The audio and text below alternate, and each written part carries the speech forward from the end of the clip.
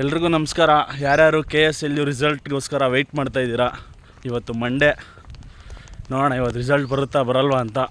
ನಾನು ಇವಾಗ just ವೆಬ್ಸೈಟ್ನ open ಮಾಡಿದ್ರೆ KSLU ರಿಸಲ್ಟ್ 2026 ಅಂತ ಹಾಕಿ ಆ ಟ್ಯಾಬ್ ಮೇಲೆ ಕ್ಲಿಕ್ ಮಾಡಿದ್ರೆ ಓಪನ್ ಆಗ್ತಿದೆ. ಬಟ್ ಅದು ಇಲ್ಲಿವರೆಗೂ 2025 ರಿಸಲ್ಟ್ ತೋರಿಸ್ತಿತ್ತು, ಬಟ್ ಆದರೆ ಈಗ ತೋರಿಸ್ತಿಲ್ಲ.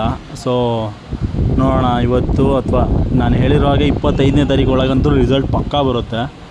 ನೋಡೋಣ ಇವತ್ತು ಬಂದರೂ ಬರ್ಬೋದೇನೋ, ನನಗೆ ಡೌಟ್ ಆಗ್ತಿದೆ. ಯಾಕಂದರೆ ವೆಬ್ಸೈಟ್ ಈ ರೀತಿ ಓಪನ್ ಆಗ್ತಿರೋದ್ರಿಂದ ನೀವು ರಿಸಲ್ಟ್ನ ಯಾವ ರೀತಿ ನೋಡೋದು ಅಂತ ಅಂದರೆ, ಮೊದಲನೇದಾಗಿ step 1 KSLU official website open ಮಾಡಬೇಕು.